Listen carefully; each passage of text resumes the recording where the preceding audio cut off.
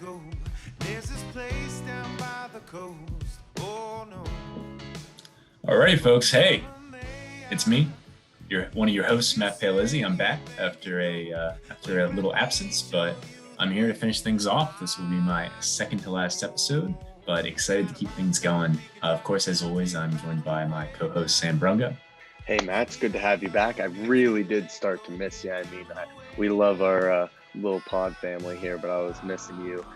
We're joined by our associate producer here, Jordan Mansberger. Jordan, how are you? I'm great, guys. Always good to be back on the pod. And Matt, good to see you again, man.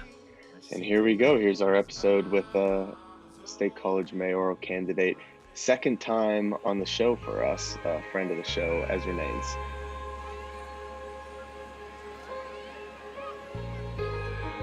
Alrighty, folks. Joining us for today's episode of Podward State is our first ever repeat guest who is not an Onward State staff member, and that is current mayoral candidate for State College, Ezra Nanes. Ezra, how you doing?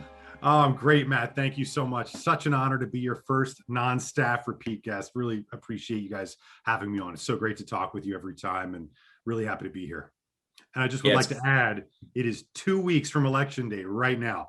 So I'm just going to put that right out there. Last time we talked about getting registered to vote. This time we're going to talk about voting.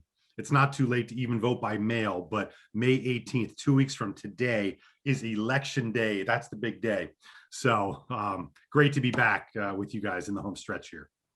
Awesome. Perfect. Yeah, definitely an important thing going on right now for this area, for Center County and State College especially. But yes, you were talking about last time we had you on, along with Laura Shadle, about how to get out the vote in Center County and in general, the political atmosphere we were experiencing during that time last fall. And of course, now that is ramping up once again as your election campaign continues to its finale, hopefully a nice finale.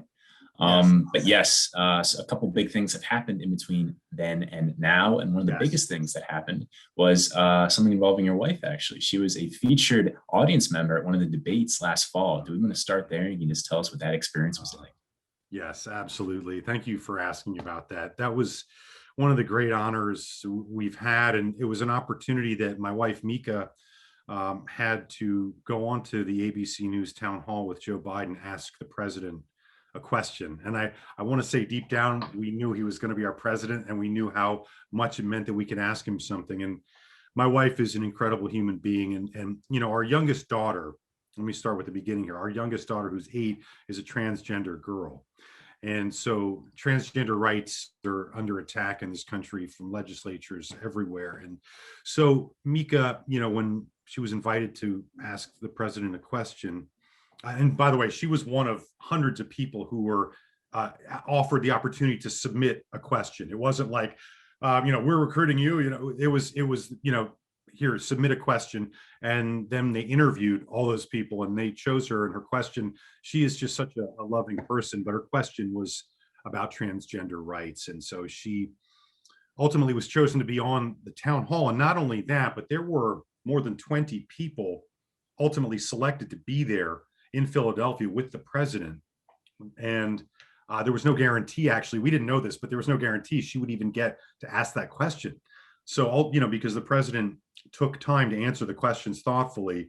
And so the clock was running, we were getting towards the end there. And there was at least 10 people who hadn't asked a question yet.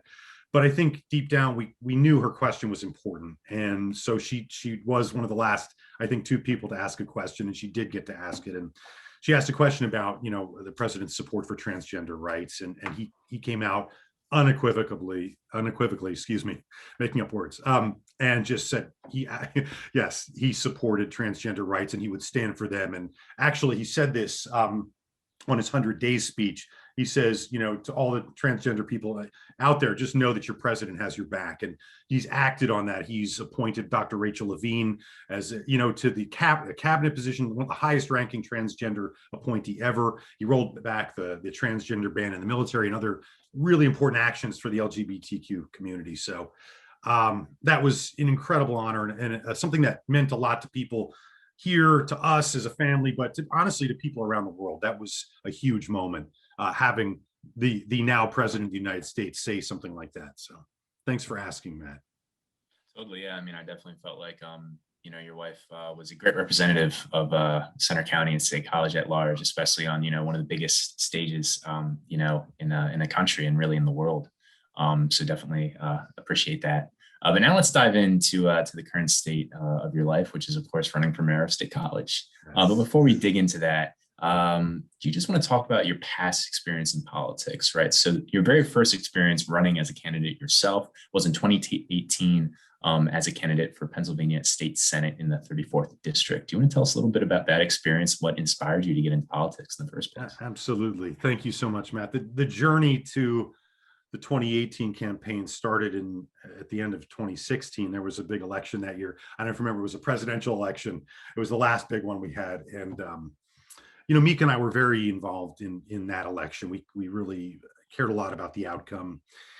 I would say more as voters than as activists and than anything else. But we were very upset by the results. And so we started organizing and we just said, we're not going to take this one line down. We're going to get more involved and make sure that we don't feel what we felt on that morning. I think was it November 8th ever again, like whatever that day was. We just wanted to make sure we were going to do whatever it took. And so we started organizing in the neighborhood, started a neighborhood political action group. And we weren't really yet involved in the broader, sort of infrastructure of politics, but we just started connecting with people and doing postcards and phone banking. And at some point you kind of got the feeling like it's important to reach out to your legislators, but many of them we realized after a time really didn't care what we had to say and weren't representing us. And the idea began to surface of running and taking on somebody who's very powerful in the state, our Senator Jake Corman, who is the majority leader in the Pennsylvania Senate. So, we explored the idea. And we talked to people in the community. We talked to people in the Democratic Party, both locally and at the state level. And after a while, we realized nobody had even run against the senator in the previous election. And you'll hear me say this a lot, but the most fundamental right that any of us have, even like for me, justice is the foundation of everything we want to build. But beneath even the foundation, the bedrock is representation. If we don't have representation, our laws, our justice system, the systems of our government, our beliefs will not represent everybody, and they will tend to be biased. And so, so we just felt it was very important that you have these competitive elections, because if you don't, the people who are, representing us have no incentive to actually represent our values or the values of the people in the community. They need to represent those who will, help them maintain their power. And so we decided after looking at this that we had what it takes to run an effective campaign, right? To organize, to come up with a message, to find community support, to raise money, to reach out to people. And based on the connections we'd already built, just networking and getting to know people, we knew that we would have support. So we said, let's do this. And so we decided to run, and we undertook, really, apart from having children and marriage and these other huge life events, probably the biggest single undertaking we've undertaken in our lives. It was massive, because, we don't start something without doing it at the best that it can be done, to the best of our abilities. So we launched that campaign in 2017 in the fall. And that was a whole year. There was a lot there, but one thing I learned from that race, we talked to thousands of people. We went to 4 counties. We went to Mifflin County, Juniata County, Huntingdon County, Center County, not just in the population centers, but down the country roads, in the rural areas, the farm shows, the Kiwanis meetings, the churches. We went everywhere. And we listened to people, and we learned about what matters to people. And we found a few things. There are definitely some differences on some issues, right? But there are some things that were universal. Everybody cares about their family, the well-being of their community. People want good schools for their kids or their grandkids. And so we found that some of the issues and things that we cared a lot about were fairly universal. And whether that you were Democrat or Republican. And some of the best conversations I had were, I'm a Democrat. I'm walking down a country road in Mifflin County and knocking on a door of a Republican, and who you're knocking on the door of, and having such a warm welcome and an invitation to sit on the porch and before this was before COVID, and actually have a conversation sitting next to a stranger and get to know them. And, so it was really incredible. But, campaigns, there's a goal. And I think the goal is obviously winning the election, but the goal is motivation to undertake something much bigger than just winning. The goal is to undertake this massive communication project in the community. It's kind of like this massive year-long initiative to talk to so many people, understand what matters, to really synthesize that into a clear message that can help people and empower them and actually get them out to vote. So it's like you have this goal of winning because you want that power in the legislature, but you also have this campaign that also has a big impact. So that was one of the big, sort of revelations that we've really carried through into this year. Like, this campaign's been so rewarding. And I'm going to go, I can go for a while, but I'll just say it's been so rewarding to realize that and to see every day as an opportunity, not just to win, but to connect, engage, to learn, and to empower people. So, yeah. Last time we talked, you were very involved in, going out and getting people informed and ready to vote in 2020 in the presidential election, but also in smaller local elections. And then you came out and said, hey, listen, I'm running for mayor of State College. So what really pushed you towards that decision, and what really is behind that? Yeah, thanks, Sam. Great question. Well, so there's two ways to look at it. First of all, there's the foundation of who we are. I'm a husband and a father, so family is as everything. And our youngest daughter's transgender, our oldest daughter's wonderful, cisgender girl. She's the sister of a transgender girl. My wife is an immigrant to the United States. I'm a Jew, so we all have these different characteristics. So, and I'm also a white male, but we have these characteristics. And I think, growing up Jewish personally, and, being born less than 30 years after the end of the Holocaust, right? Think about that, right? I was born less than 30 years after the end of the Holocaust.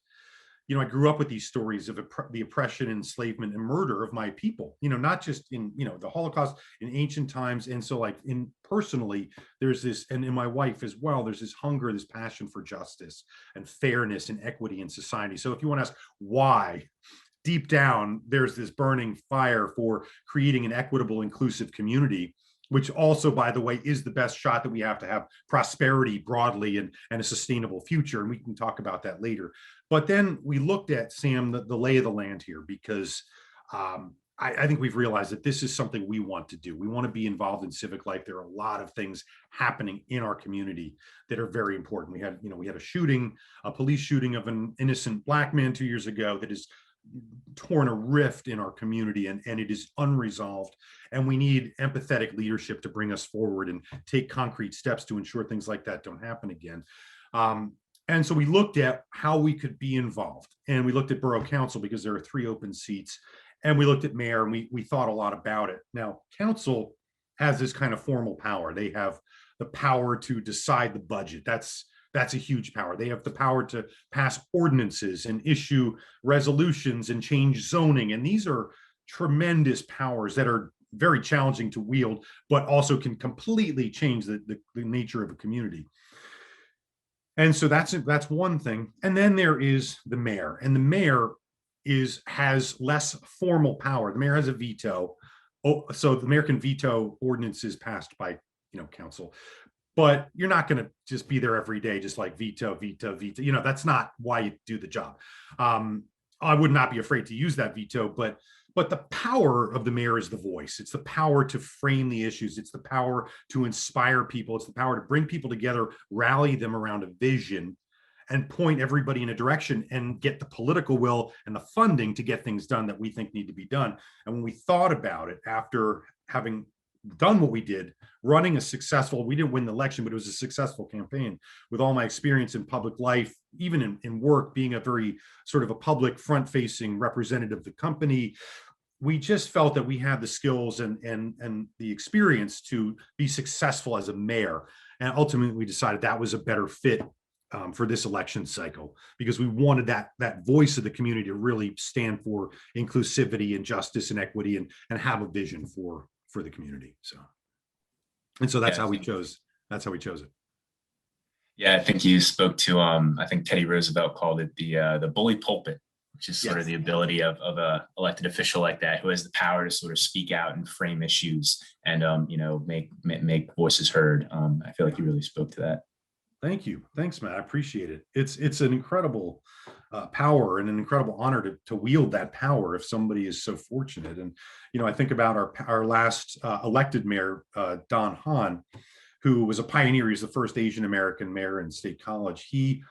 I just remember this one night, my wife and I were at a meeting of Surge, standing up for racial justice. And it was this meeting, it was in Webster's. It was late and it was kind of like a smallish meeting. And we were there in the kind of basement, and in comes the mayor and sits down with us at this table with like 5 or 6 people. And I was just blown away. Like, he showed up and his presence meant a lot. And it's something that always stuck with me, because I know he was busy and running to something else, but that showing up and being there means a lot. And so that was something that inspired me as well.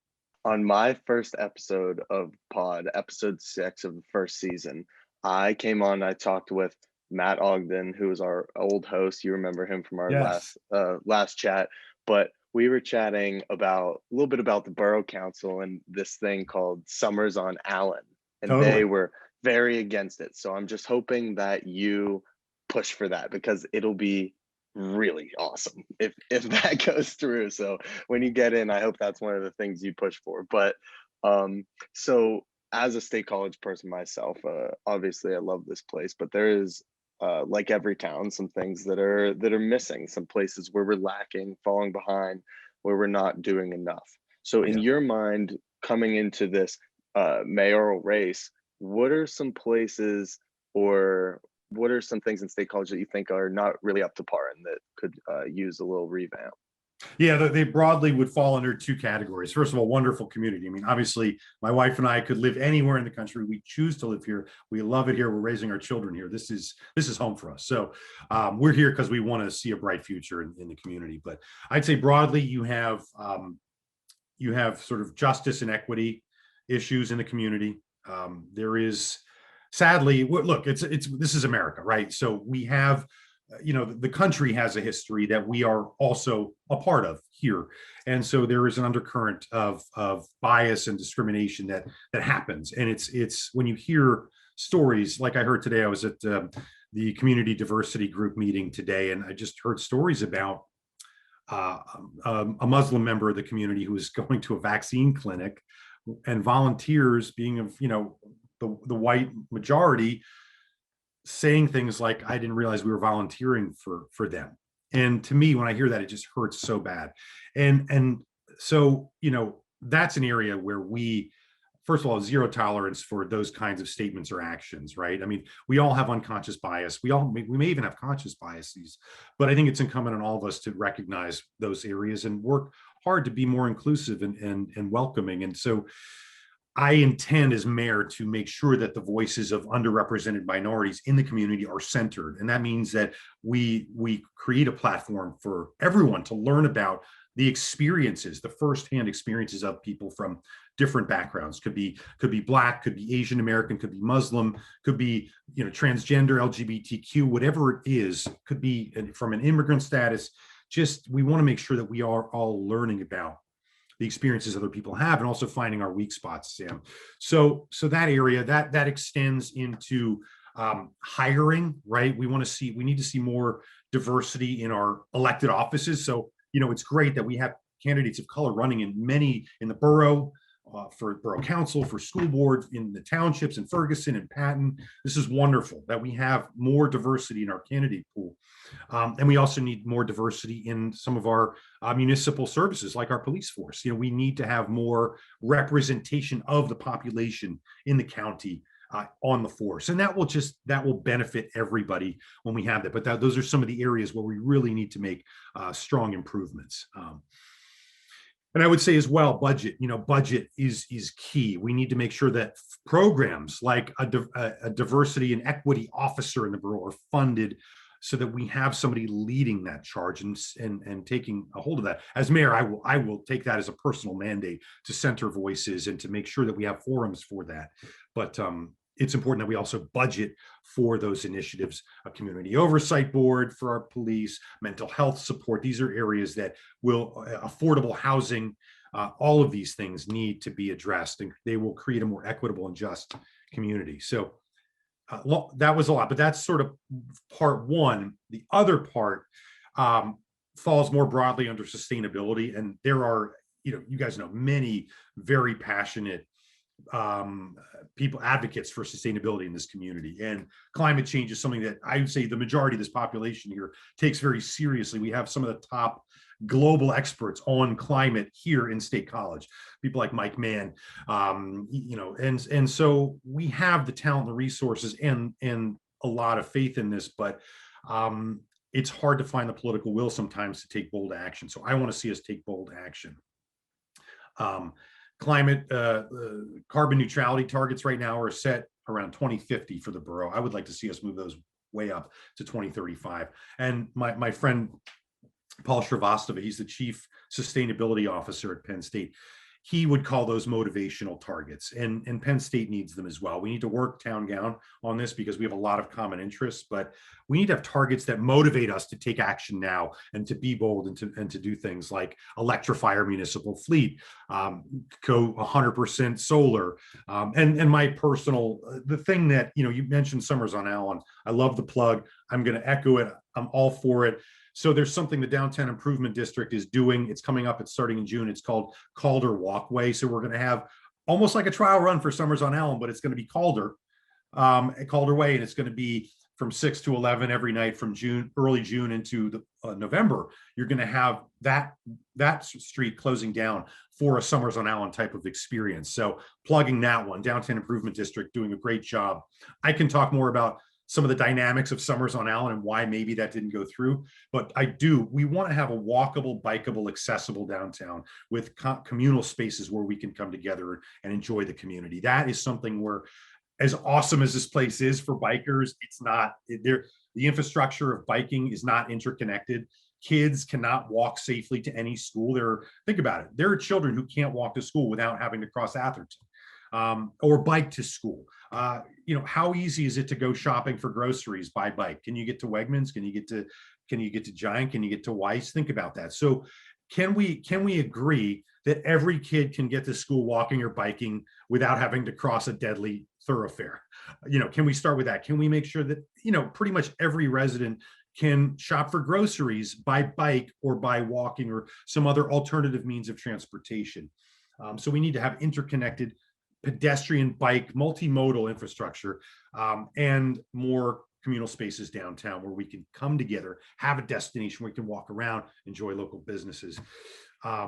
And then also that includes public transportation. I want to see us invest more in marketing so people know how great the system is and are more incentivized to take it. So those are some of the things that we're going to do to address sort of climate sustainability for long term. And you know what? All of those things, they will bring us health, they will bring us joy, they'll bring us economic benefit.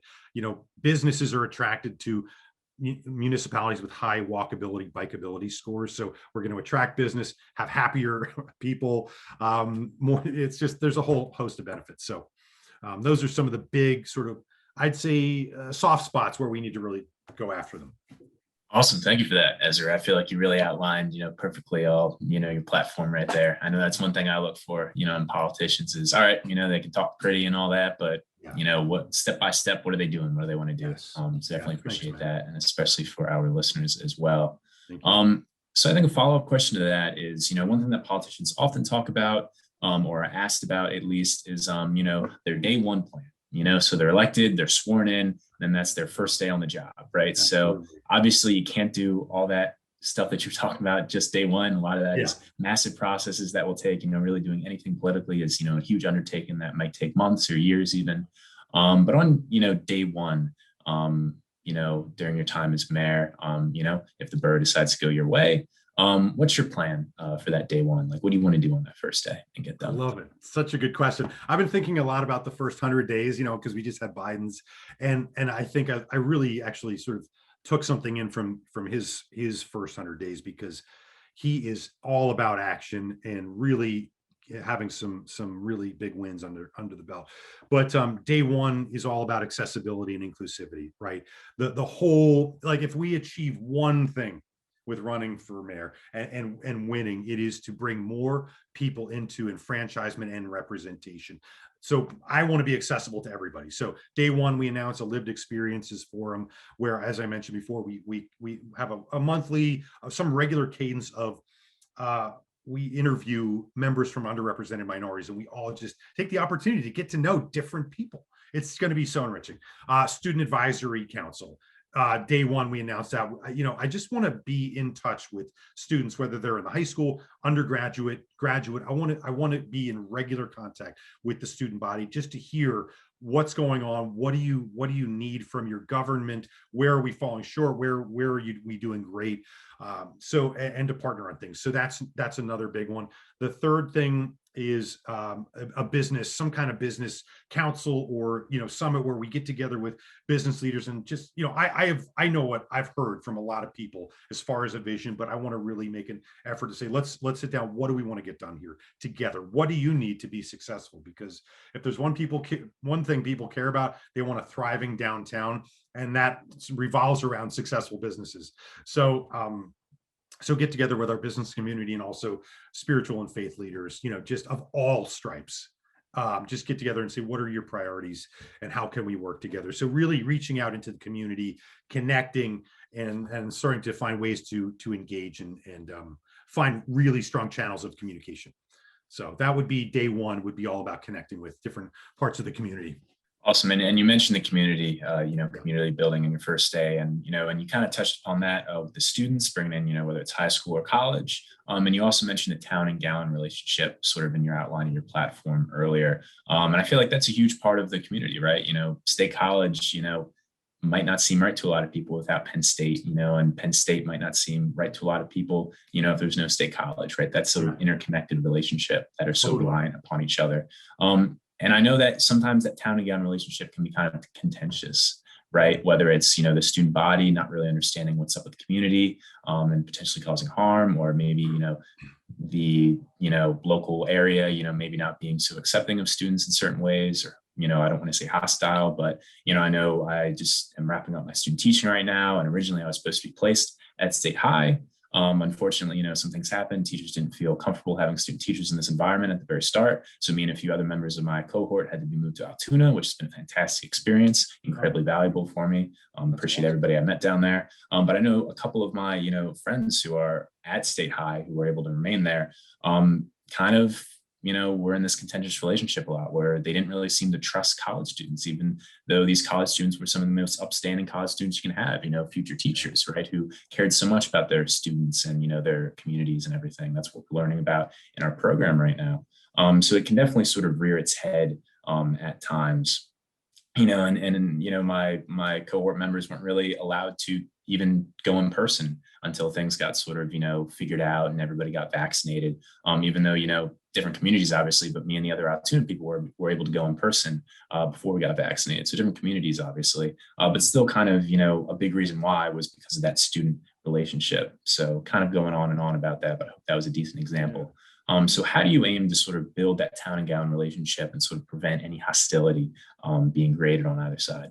Absolutely. I mean, so important. I mean, as you're talking about this, and I'm sorry to hear you had some mixed experiences around that, and there are these tensions that some of them may always exist. If somebody wants to go to sleep and somebody wants to have a good time and they live near each other, but I think ultimately it is about kind of finding a mutual respect and a communication that can work. Like we live together. And just like I talked about appreciating the voices of underrepresented minorities, we also need to appreciate the experience of students in the community, right? So I want to make sure that we all can hear what it's like to be a student and what you care about. So I think, that kind of idea of getting to know each other and having channels of communication. I mean, I spent a lot of time on campus. My campaign manager is a sophomore at Penn State. So I really appreciate, and he does so many things and he's very busy, and I just really admire the way he gets involved in things just like you guys do. I mean, look at what you're doing, so I think really finding ways to appreciate the student body. I agree with you. There is no Penn State without State College, and there's no State College without Penn State. We are parts of a whole. And so I also see it being very important that we at a very high level have an intention to work together to create good things in the community. So and engage the student body as active participants in creating that vision, because I mean, I think honestly the student body is probably the greatest. Now when I say this, don't take me the wrong way, the greatest untapped resource. I mean, the power of the student body is just beyond imagining. And whether it be as voters, whether it be as a passion for, you know, sustainability or a particular issue, or to create new technology, the power that is on that campus is beyond imagining. So I want to tap into that, in particular around sustainability and justice, because I feel that empowering students with, whether it's just even addressing issues of hunger and housing insecurity amongst students, you know, just showing that we care about, you know, the student experience as a community. And then, you know, working on things together. And I think doing things like that, where, I don't know, maybe we organize, you know, there's this town, Wilmington, Delaware, and they do this big, huge town-wide, you know, cleanup day, and the whole community comes together and goes and does things. And like, what if we all did that together? And what if it was college students and you know, seniors and just everybody getting together and doing something together? How much would that do? What would that do to, like, you know, add for mutual, excuse me, I'm actually just using some random words here, but just create mutual, you know, appreciation and respect. So there's so many things we can do, but a formal partnership with specific goals around sustainability, justice, enfranchisement, and then just lots of forums to create connections and understanding. And I hear it from all sides. Like, as mayor, you take it in and you find ways to get people to talk to one another. So I'll keep going for one more second, but beneath, you know, sometimes when people have a complaint, whether it's, you know, students feeling, you know, underappreciated, oppressed, you know, not welcome to a resident saying, I can't sleep, or I don't, you know, whatever it is. And these are valid. There are needs on both sides that are being expressed, but they may not being expressed as needs. You know, I have a need to feel welcome in the house where I live in my neighborhood.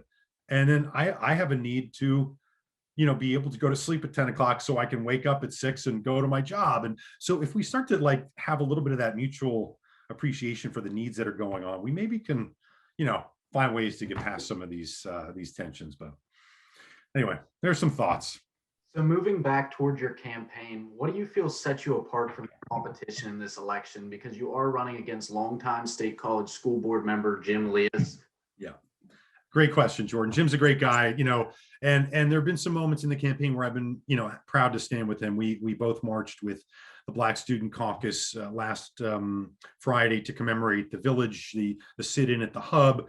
And Jim has great experience. I have great experience, but I think, you know, what this is the most public leadership role in the community. And we need somebody with the experience to make the most of the voice and the platform. I already talked somewhat about that, but my experience running for state senate, advocating on a very large scale, fundraising hundreds of thousands of dollars, taking very challenging issues to a very powerful person. We need someone who's willing to step up with courage and talk about difficult issues and be an advocate for the community, which I have done. And we need someone who is able to leverage that communications platform, if you would, to raise the profile of the borough and to build goodwill and political will and get funding around initiatives like what I've talked about, like carbon neutrality, like bike and pedestrian infrastructure. And I think that my skill set from decades in business, I also really understand the needs of our local businesses. I've been, you know, working in business for, you know, 20 plus years. I'm director of business development at AccuWeather. In fact, this January, I won an award from the company for helping us succeed through the pandemic and renewing some of our biggest partnerships and helping them to succeed. So I've worked in hospitality. I was an actor, about 20 years ago, and I worked as a waiter, which a lot of actors do to pay the bills. So I was a waiter for many years, and then I rose in the ranks and kind of became a sales and a catering director, and I ran very large events. So I also appreciate hospitality businesses and the challenges of running those. So I think I can be a really powerful advocate for our business. local businesses and also just raise the profile of the community. I know that my experience is the right experience for that. So I am the self-proclaimed mayor of Bollesburg, and I like to think about, when I think of mayor, I like to think about from the TV show Parks and Rec. They have the one guy runs for mayor, and when he was 18, and they talk about, he was like, "Oh, I just figured I could run and I would win," and then he talks about how it's so much more than he expected it to be. So, yeah, what can you tell us about why it's important for us to vote for mayor, and not necessarily why it's important to vote for Ezra Nanes for mayor, but yeah. just in general? Why is it important? Why is the position important? And how do you feel about that? Yeah, well, each of us as American citizens has a power, and the most important power we have is that vote. And one of the biggest problems we have in this country is that many people don't vote, right? And even in the most epochal election of our lifetimes, this past 2020 presidential election, only about 6 out of 10 people in this country voted. Okay. In the last municipal elections in 2019, in the general election, I think our in Center County, we had about 30% voting turnout. So think about that. If you want to be represented, if you're not voting, there's not as high a chance that you will be represented by the people in office. You have a power to choose the people in office, and those people in office, whether it be me or Jim or anybody else, they are the people who spend your tax dollars, who determine, if you can be married, if there can be gay marriage, in two people who love each other from the same sex can be married, or if it's illegal to discriminate against somebody based on their gender identity, or whether we double down on fossil fuels, or whether we actually go after carbon neutrality and invest in solar and save money that way. So these elected offices. What about marijuana? I mean, we have a really high fine. It's about $250 for possession. I don't know if you've ever wanted to enjoy yourself and you were a young adult, and the risk of that fine is significant, and those fines create inequities. If you care about that, the people in office have the power to advocate for change to those laws, or even in some cases pass those laws. So there's a whole range of reasons why you would want to make sure that your voice was heard and that you chose the people, because that is your right.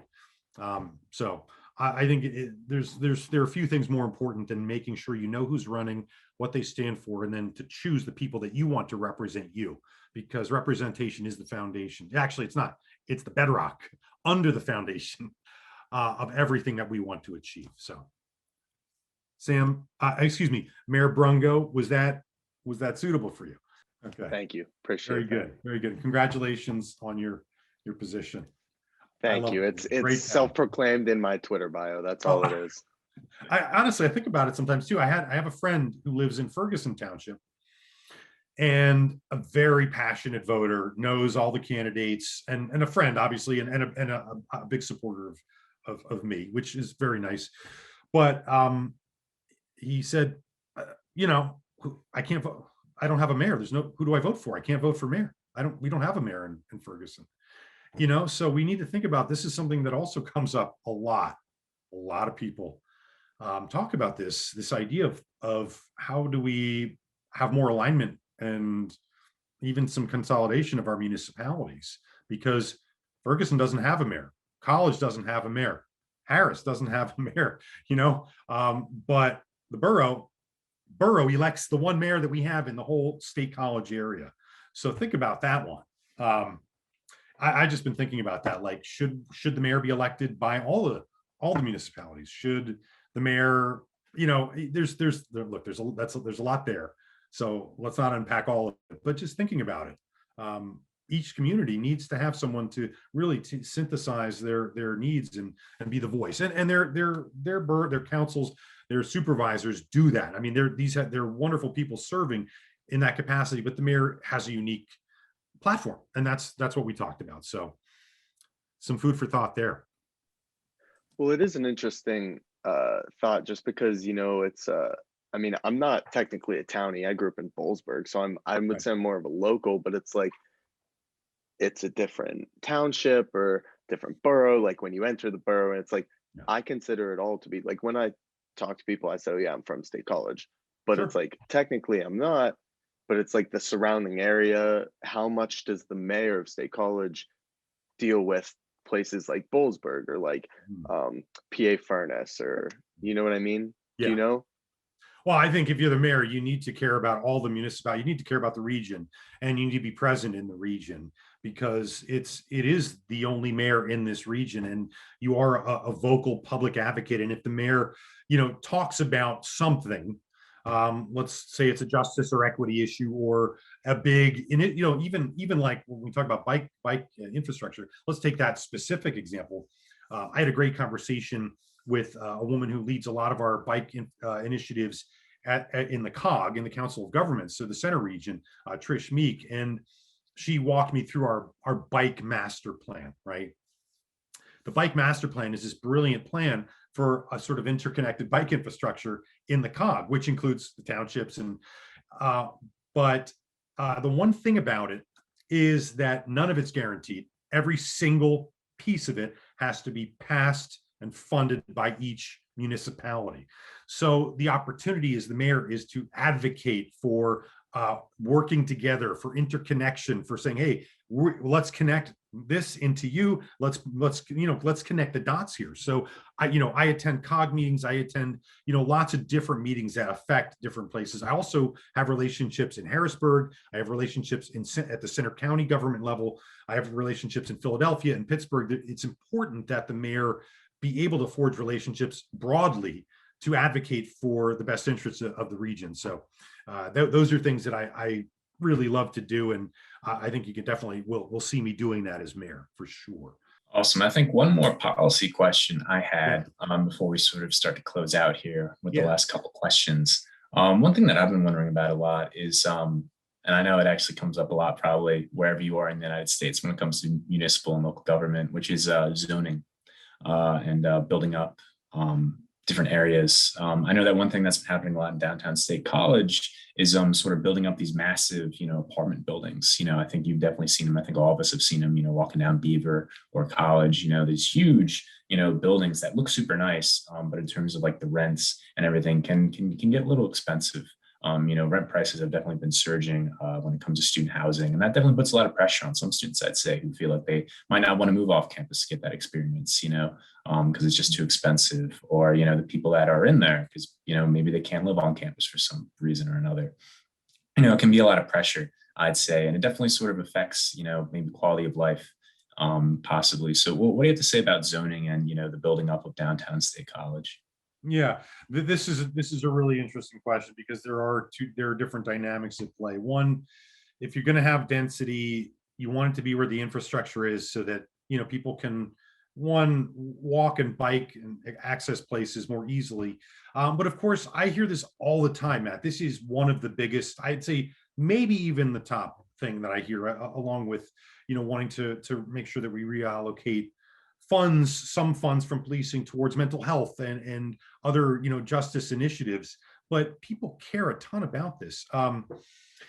I think one of the challenges we have with development is that developers in the community have vision, they have resources, and they have power, and they are able to get things done because they come out and they say, I have this vision, I have the money, we are legal, and we're going to do this.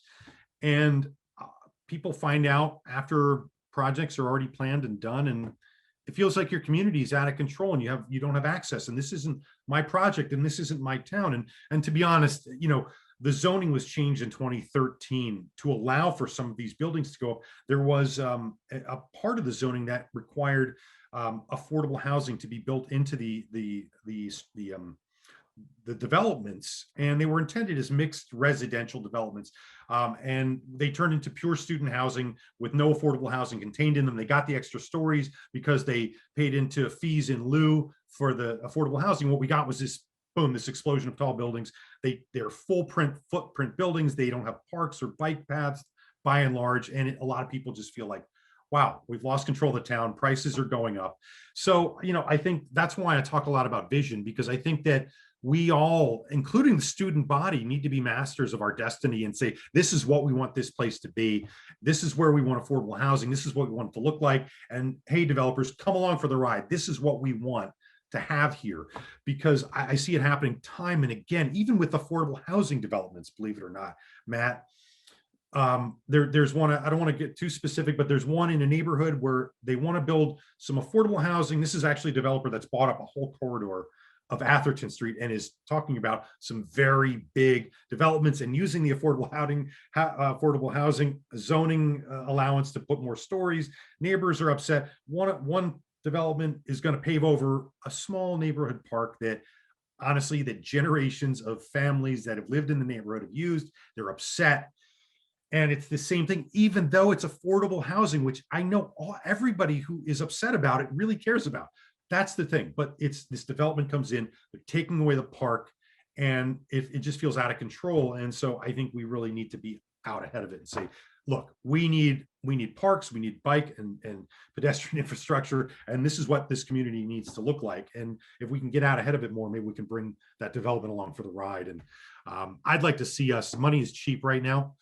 It's one of the, you can borrow very cheaply. It's a good time for municipalities to do capital projects. So I'd like to see us take the opportunity and invest now and put some of our dollars, not just behind, $3 million going to Atherton, which Atherton's a thoroughfare, but we're spending millions and millions of dollars to upgrade our big, fast roads. And we're spending like tens of thousands of dollars to put in more bike racks, and I'm all for bike racks, but we need bigger investments in other forms of transportation and infrastructure and in affordable housing. So I don't know. I think it's a challenging issue, but there is a zoning rewrite underway. They are addressing those concerns.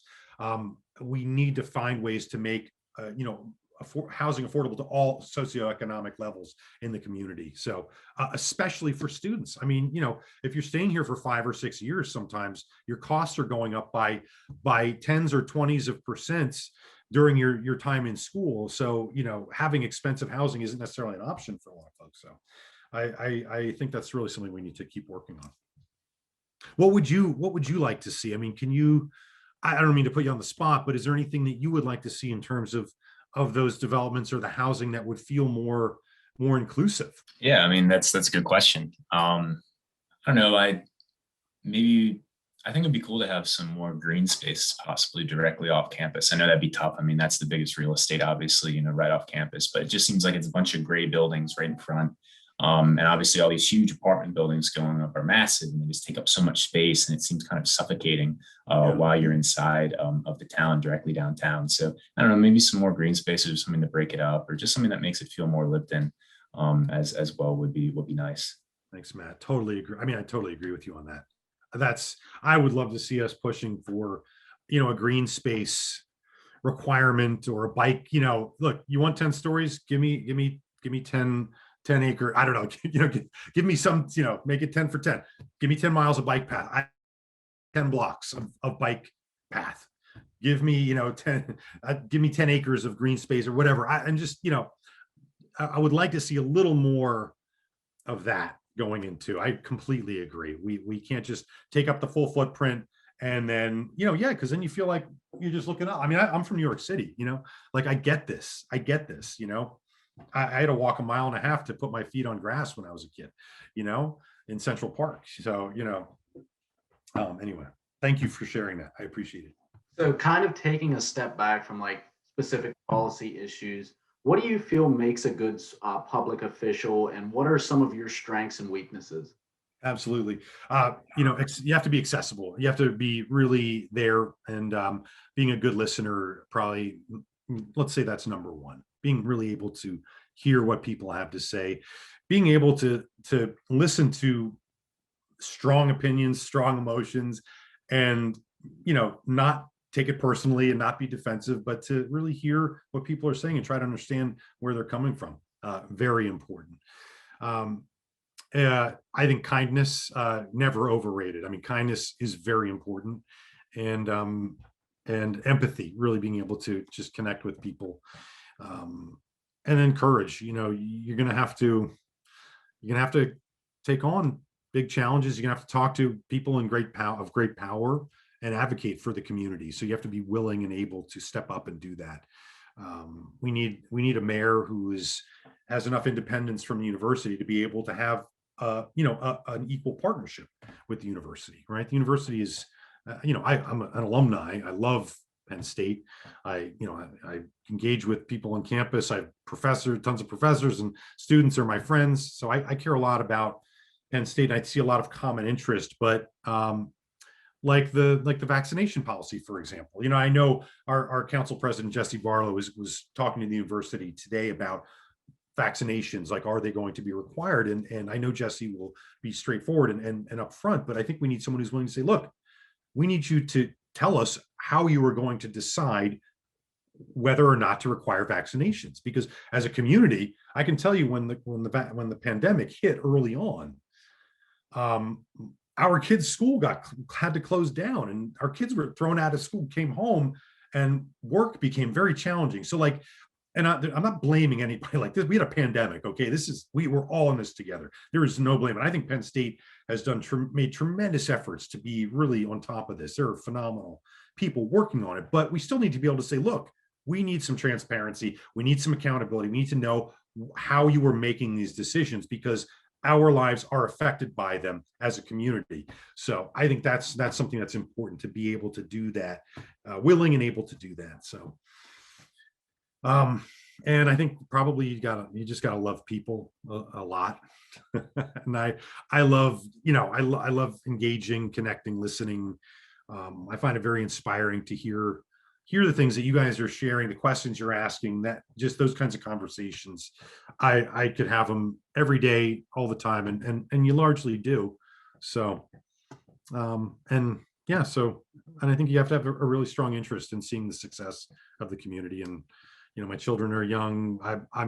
I like to think of myself as young, and I want to really enjoy and see a bright future here. And so anyway, those are some of the reasons, Jordan, and some of the qualities I think the mayor needs to have.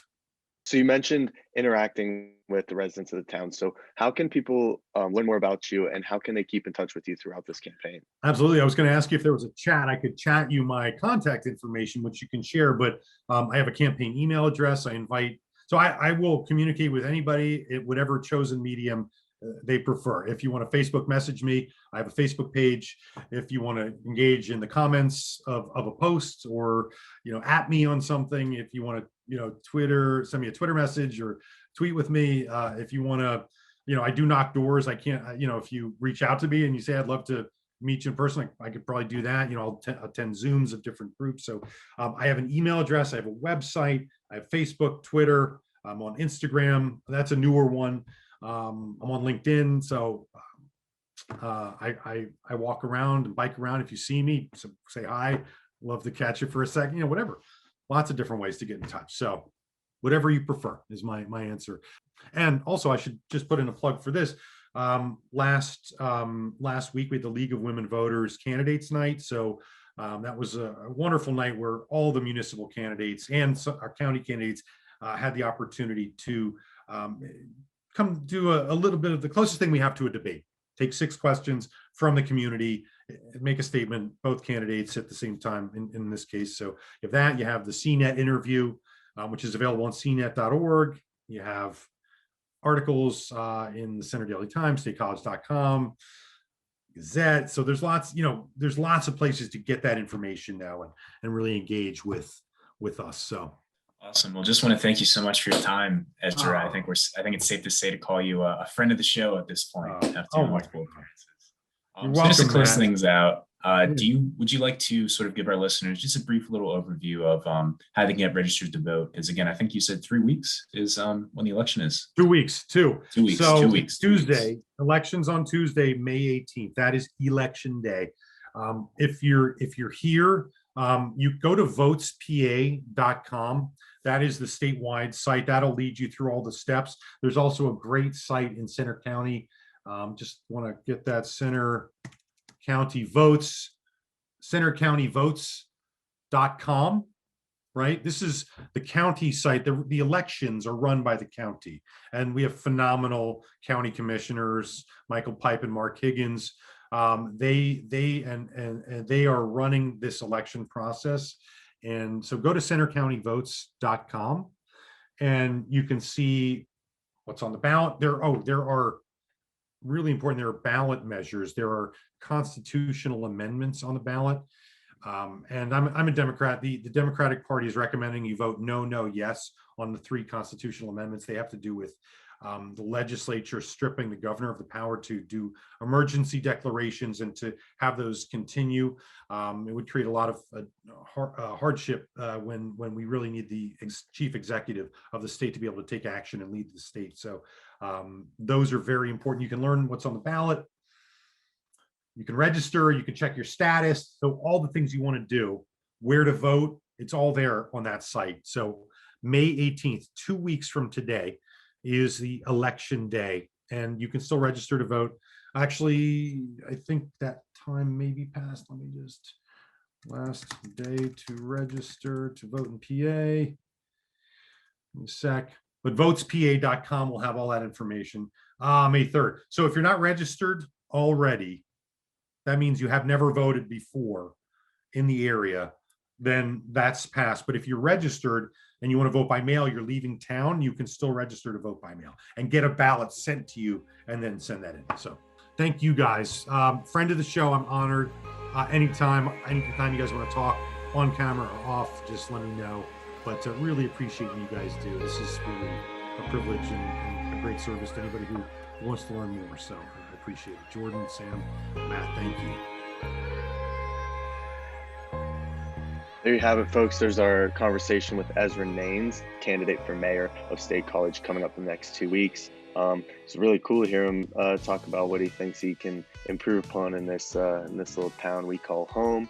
It's great to have you back, Matt. Yeah, it was awesome to be back. It was awesome chat with Ezra again. I felt like we had an awesome discussion, the mayoral candidate, of State College, of this local area, sort of getting his take on, his goals for what he would do if, elected to the office. I felt like I was able to ask some good questions, stuff that was on my mind, and it was great to sort of hear that, talked about and received by, somebody who might be making some big decisions around here in the future, possibly. Yeah, absolutely. Again, quick thank you to Jordan for hopping on, asking some questions, doing a lot of behind the scene work here, associate producer. So Jordan, thank you again for coming on.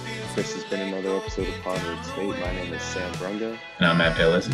Take it easy, guys. Be safe and enjoy your summers. We will have one more episode coming at you next week. Big episode, big guest coming. So keep an eye out. Be safe, guys.